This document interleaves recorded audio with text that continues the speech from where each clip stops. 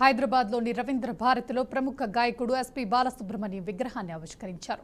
ఈ కార్యక్రమానికి మాజీ ఉపరాష్ట్రపతి వెంకయ్యనాయుడు ముఖ్య అతిథిగా హాజరై విగ్రహాన్ని ఆవిష్కరించారు.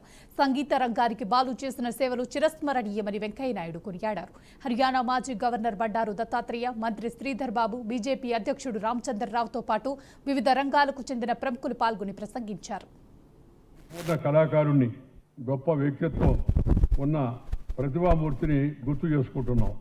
సంస్కారవంతుడు, స్నేహశీలి, మృదు స్వభావి, నిత్య కృషివరుడు అయిన శ్రీ బాలసుబ్రహ్మణ్యం గారిని గాయకుడిగా, గాత్రదాన కళాకారుడిగా, నటుడిగా, సంగీత దర్శకుడిగా, వ్యాఖ్యాతగా, మరి తనలో ఉన్న బహుముఖ ప్రజ్ఞతో ప్రేక్షకులకు ఆయన ఆనందాన్ని పంచారు. అలాంటి మహనీయుడి యొక్క విగ్రహాన్ని మనం ఈ కళాకేంద్రమైన రవీంద్ర భారతి ప్రాంగణంలో ఇవాళ ఆవిష్కరించుకోవడం, ఆవిష్కరణలో కూడా పక్కన ఆయనకన్నా ముందు దివికేగినటి యొక్క శ్రీ ఘంటసాల వెంకటేశ్వరరావు గారి విగ్రహం పక్కన పెట్టడం చాలా సముచితం అని చెప్పని, వారి కోరిక కూడా అదే అని చెప్పని నేను సందర్భంగా మనవి చేస్తున్నాను. తిరుపతికి వెళ్ళినప్పుడల్లా నాకు గుర్తుకొస్తుంది, అదిగో వాళ్ళు అదిగో అనేటువంటి పాట పాడుతుంటే ప్రత్యక్షంగా ఏడుకొండల వాళ్ళు చూసినట్టుగా నాకు అనిపిస్తూ ఉంది. సామాన్యమైన విషయం కాదు. అంటే అలాంటి కరుణా హృదయం, ప్రేమ, ఆత్మీయతతో కూడుకున్న హృదయం చాలా అరుదైనటువంటిది.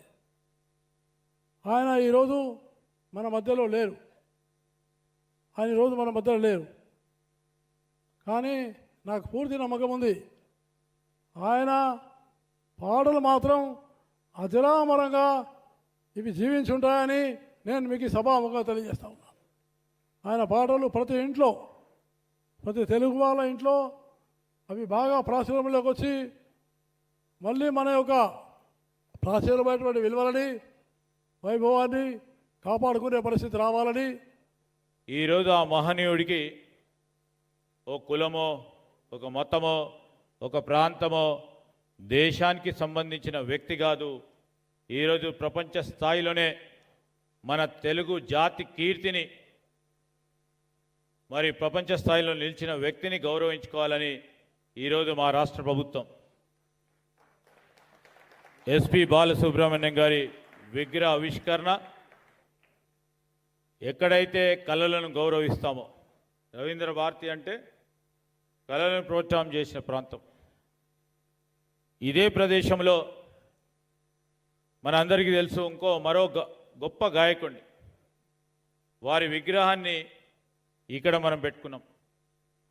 దానికి అనుగుణంగానే ఈరోజు ఎస్పీ బాలసుబ్రహ్మణ్యం గారి విగ్రహ ఆవిష్కరణ చేయాలనే ఒక సంకల్పిత భావంతో మరి మా ప్రభుత్వం కూడా ముందుకు నడిచి, ఈరోజు ముఖ్యమంత్రి గారు కూడా అదేవిధంగా మా సహచర గౌరవ మంత్రి గారు కృష్ణారావు గారు కూడా వచ్చేది ఉండే.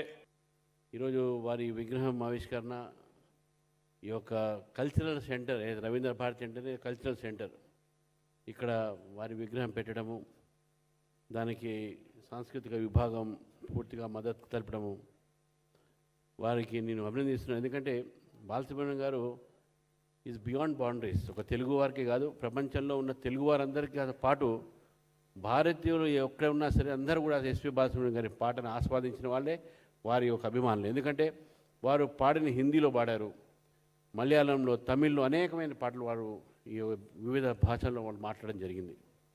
మరి దాంతోపాటు ఒక గాంధర్వగా వారు ఇచ్చినటువంటి మేజర్ కాంట్రిబ్యూషన్ టు మ్యూజిక్ ఏంటంటే పాడుతా తీయగా అనేటువంటి కార్యక్రమం ద్వారా ఎంతోమంది యువకుల్ని ఈరోజు మ్యూజిక్ పరిచయం చేసి, గాయకుల్ని కూడా ఈరోజు సమాజానికి పరిచయం చేసినటువంటి ఒక కార్యక్రమం పాడుతా తీయగా.